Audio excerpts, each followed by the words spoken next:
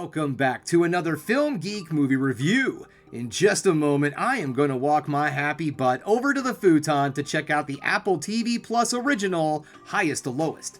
Highest to Lowest is directed by Spike Lee, and it's starring Denzel Washington, Jeffrey Wright, and A$AP Rocky. It tells the story of a music mogul who gets tied up in a ransom plot involving his best friend. This movie looks like it's going to be a real tense, nail-biting film, and I always enjoy the combination of Spike Lee and Denzel Washington. They generally put out some pretty good, high-quality types of projects.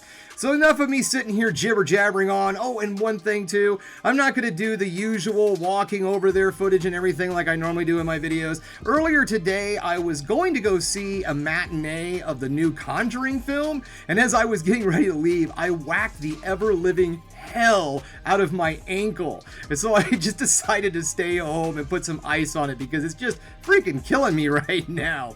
So no going to the movie theaters, but that's okay because I'm going to check this movie out, and also the Chiefs are opening their season this evening. So you know what? It's a win all around, in all honesty. So it's enough of me sitting here jibber-jabbering on. I assure you, my good old faithful movie friend Haku is waiting on me to get over there and check out Highest to Lowest.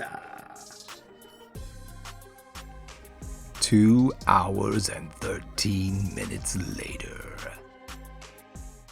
Just getting done watching Highest to Lowest, and guys, I like this movie. I thought it was pretty good, but I will say that I think it worked really well as a streaming film. This movie was released in theaters, in about 200 theaters throughout the nation, and I think that I would have enjoyed this movie a little bit less if I would have paid for an actual ticket in theaters, but watching it on Apple Plus, I thought this was a perfectly acceptable streaming film with some, I guess you could say, artistic choices that I personally didn't necessarily agree with. So let's get this party started, shall we? We're going to get things started with negatives, then move into the positives to end the video on the ever so important high note. First off, the runtime of this movie is about 2 hours and 13 minutes, which is perfectly fine. I don't necessarily hate a longer film, it's just I want the story to be able to, fill that time period. Unfortunately, I don't feel like this story of this film necessarily needed 2 hours and 13 minutes to tell its story.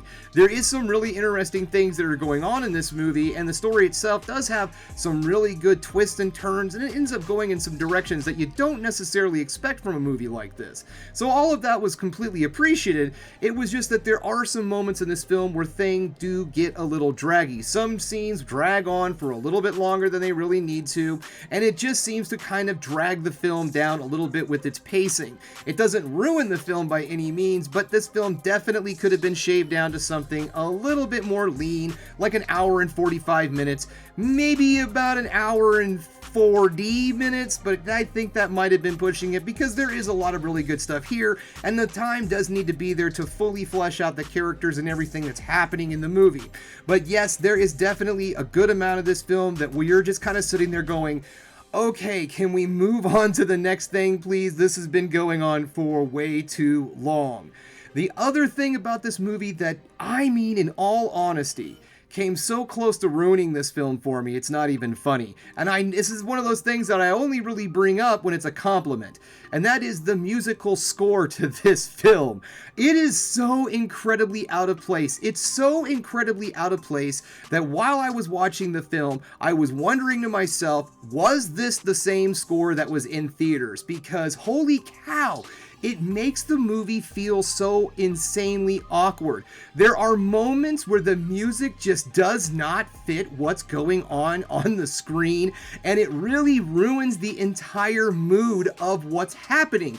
There's a big chase sequence and a very tense moment where he's going around with his when he's trying to get to the kidnappers and everything with the ransom, and it's a very tense moment, but unfortunately the music does not fit whatsoever, and it makes everything come off as very lighthearted and cartoony.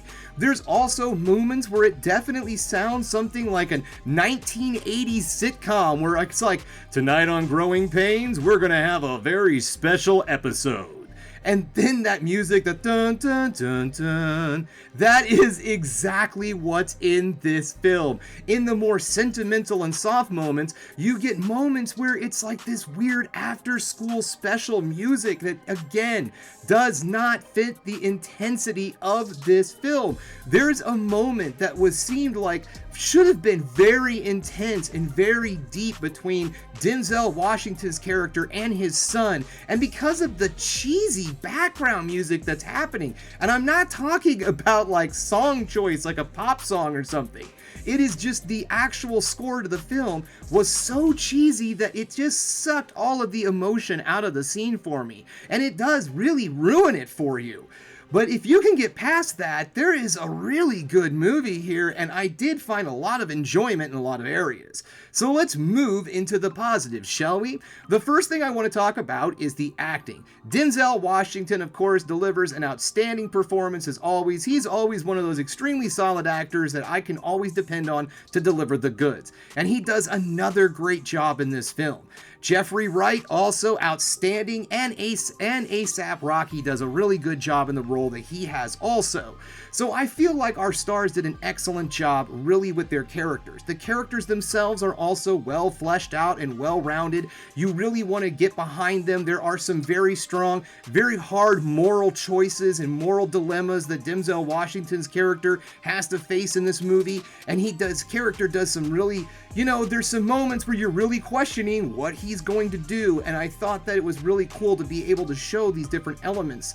All in all, guys, I would have to say that this is a very story-driven, not necessarily crime thriller, because let me tell you, that music just sucks all of the thriller elements whatsoever out of the air. It is definitely more of a crime drama, and also kind of a love letter to the music industry, because a lot of that also plays very important, not necessarily the industry itself, but just music, the love of music, the love of sound, which is so funny with the horrible score of this film, because it has this whole great vibe about music itself and the importance it has in society.